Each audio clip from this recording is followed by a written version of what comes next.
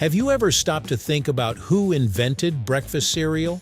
Or why millions of people around the world start their mornings by eating crunchy flakes from a cardboard box? It seems so normal today, but the story behind Kellogg's cereal is actually far stranger than most people realize.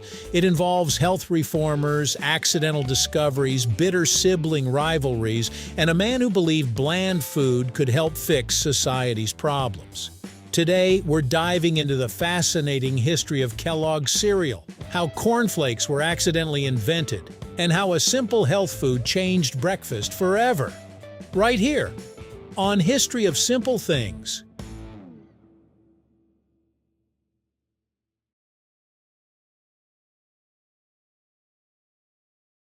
The story starts in Battle Creek, Michigan during the late 19th century.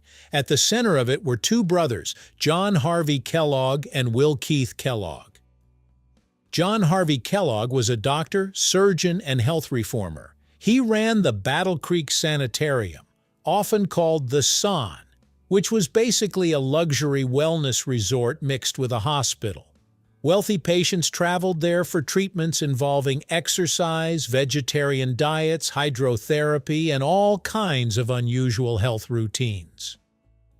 John believed strongly in healthy living and thought the average American diet was far too heavy, greasy, and packed with meat. Breakfasts at the time were often huge meals with bacon, sausages, fried potatoes, and biscuits. He wanted something lighter and easier to digest. His younger brother, Will Keith Kellogg, worked as the business manager of the sanitarium. Unlike John, Will was more practical and understood marketing and manufacturing. That difference would later create a massive conflict between them. In the 1890s, the Kellogg Brothers began experimenting with grain-based foods for patients at the sanitarium. They were trying to create healthier alternatives to bread. One day, according to the popular story, they accidentally left cooked wheat sitting out too long.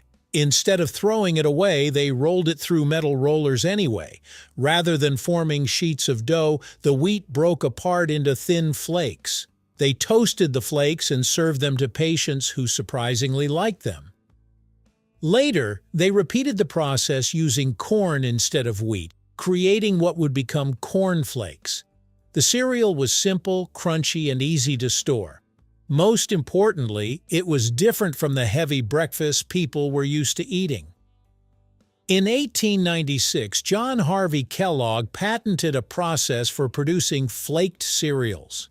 But while John mainly saw cereal as a health food for sanitarium patients, Will saw something much bigger. Will believed cereal could become a mass-market product sold across America.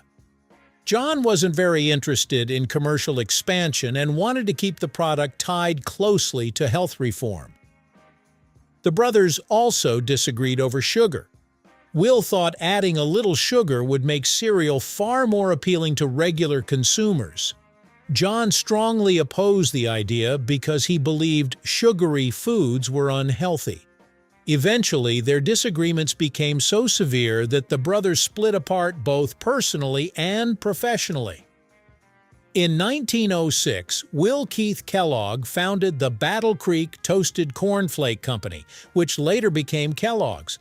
At first, the company was small, but Will turned out to be a marketing genius. He invested heavily in advertising at a time when many businesses barely advertised at all. Kellogg's placed ads in newspapers, handed out free samples, and even put the founder's signature on cereal boxes to prevent imitators. And there were plenty of imitators. Battle Creek quickly became known as the cereal capital of the world. Dozens of cereal companies appeared in the city, all trying to copy the success of cornflakes. One of the biggest competitors was C.W. Post, founder of the Postum Cereal Company, which later became General Foods. Post had actually been a patient at the Battle Creek Sanitarium before launching his own cereal empire.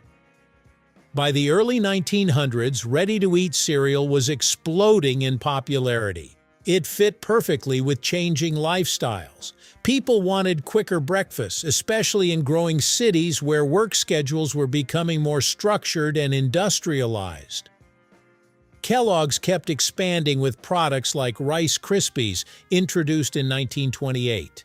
The cereal became famous for its Snap, Crackle, Pop mascots, which helped make cereal feel fun instead of just healthy. That shift became even bigger after World War II. During the mid-20th century, cereal companies increasingly targeted children. Bright packaging, cartoon mascots, toys, and television commercials transformed cereal into entertainment. Kellogg's launched famous cereals like Frosted Flakes, Fruit Loops, and Corn Pops. Tony the Tiger became one of the most recognizable advertising mascots in history. Ironically, many cereals had drifted far away from John Harvey Kellogg's original vision of bland, health-focused food.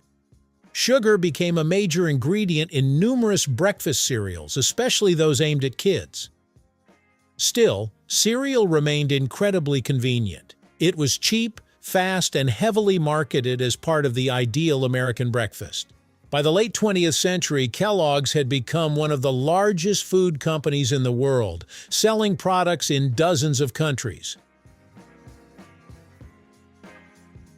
One thing that helped cereal become massively popular was something that had nothing to do with taste at all: prizes inside the box.